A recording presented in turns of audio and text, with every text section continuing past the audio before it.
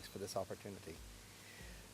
I'm an architect. I was trained in the UK, born in the US. I came to Hong Kong 21 years ago to design an airport express railway station.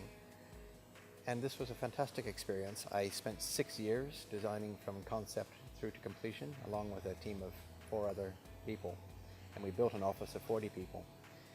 When I finished that, I thought, fantastic experience, but how many railway stations can you design in a lifetime? So what I wanted to do was to find an avenue for greater learning, a faster learning cycle, more opportunities to do innovative things, to change people's lives in a more intimate way, but in a way which allowed me to experiment and explore. And that's when I set up Onespace. My business partner in Onespace is not an architect, he's a technology expert. And it's important to me to work interdisciplinarily. My partner, James Oliver, and I, very different people, very different backgrounds, and we thrive on the collaboration that comes from our being different kind of people, different backgrounds, different disciplines. So the principle behind my company is using interdisciplinarity to get greater creativity, explore more deeply, ask more questions, challenge presumptions, specifically in the interiors and small architecture realm. The format and the topic of my talk today was designed in some ways to provoke the question of what is really green. In particular, in interiors, a great deal of construction waste comes from interior design and construction, particularly in Hong Kong. A large percentage, about 25% of all solid waste in Hong Kong is generated from construction. And of that, a very large portion comes from interiors. Our lease cycles are short, often 2, 3, 4 years. And so there's a constant renewal. The financial pressure on the market, the financial pressure of land means that commercial interiors move a lot. So what I'm interested in is can we create a more green commercial interior environment?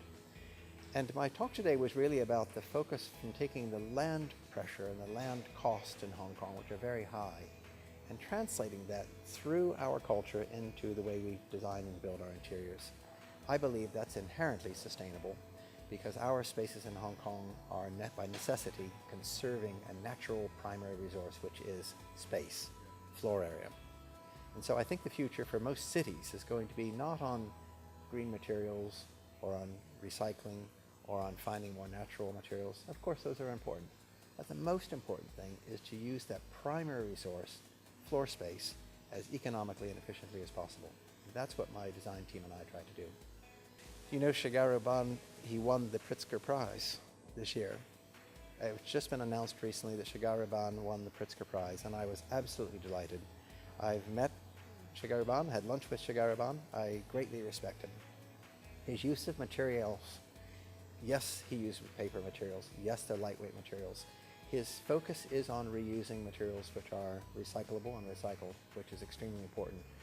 But what I really admire most about him is an engineering mindset toward lean design, which is not about creating grand and opulent buildings. It's about creating for necessity and using the minimum resources to create for very direct needs. That's very much a modernist notion and something which very much appeals to me as an architect. It's something that I want to always approach in my work, and I always try to approach in my work. Well, in fact, I've worked in Hong Kong 21 years. And I believe that what an architect needs to do wherever he works is to really learn about what makes that place thrive. What's the true DNA of the place? There's not so much universality in design truths that we can actually go from one place to another and find truths so easily in architecture. I think architects who are successful, who work internationally, take time to understand the environment in which they're working. So in Hong Kong, we have an unusual confluence of circumstances. We have very high land values, a very limited land supply. We have a very highly enabled workforce.